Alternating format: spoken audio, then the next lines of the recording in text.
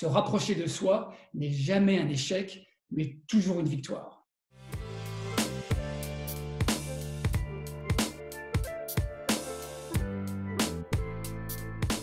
On ne peut pas nier, ce confinement a été dur à vivre pour nous tous expats.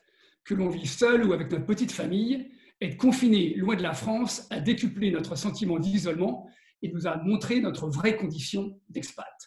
Alors maintenant que le déconfinement se profile à l'horizon, ou qu'il soit d'actualité, qu'est-ce qu'on fait? Pour certains expats, les angoisses ou le stress qu'ils avaient durant le confinement se sont dissipés ou se dissipent petit à petit.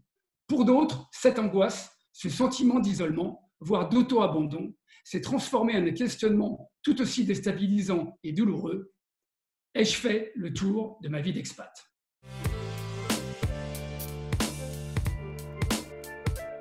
À ceux qui vous disent d'arrêter de vous poser ce genre de questions, que vous avez fait trop de sacrifices pour en arriver là, que vous avez de la chance, que vous êtes jeune, beau et riche ou sur le point de, ne les écoutez pas. Surtout si ces conseils viennent de gens que vous aimez et qui vous aiment.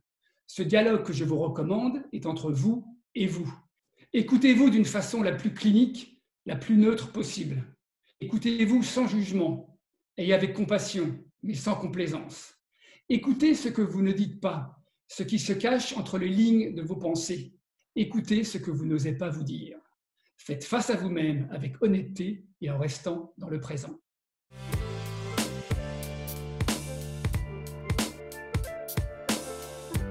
Je ne doute pas que les contacts avec votre famille ou vos amis ont été nombreux ces 2 derniers mois et beaucoup plus que d'habitude.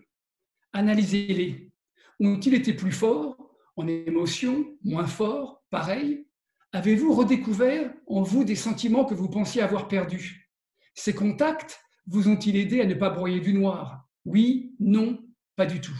Repensez aussi aux liens que vous avez tissés lors du confinement avec des expats ou des locaux qui vivent autour de vous ou qui travaillent avec vous, que vous connaissiez déjà ou que vous vouliez mieux connaître. Jugez l'importance et la sincérité de ces liens qui se sont créés ou qui étaient en train de se créer. Est-ce que ceux-ci correspondent à vos standards? Y a-t-il un potentiel de vraie amitié ou ces relations sont-elles basiquement superficielles? Avez-vous eu envie de tisser ces liens? Et dans la négative, pourquoi n'en avez-vous pas eu envie?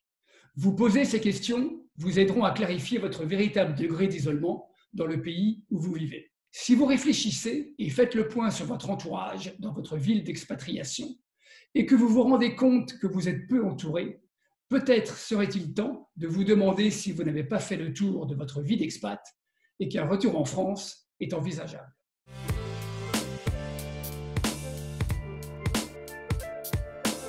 Si vous pensez que le confinement chez vous aurait été plus facile à vivre ailleurs, en France, avec votre famille ou encore proche de vos amis de toujours, cela ne veut-il pas dire que chez vous n'est pas vraiment chez vous, que la ville ou le pays d'accueil où vous vivez n'est pas vraiment là où vous voulez vivre?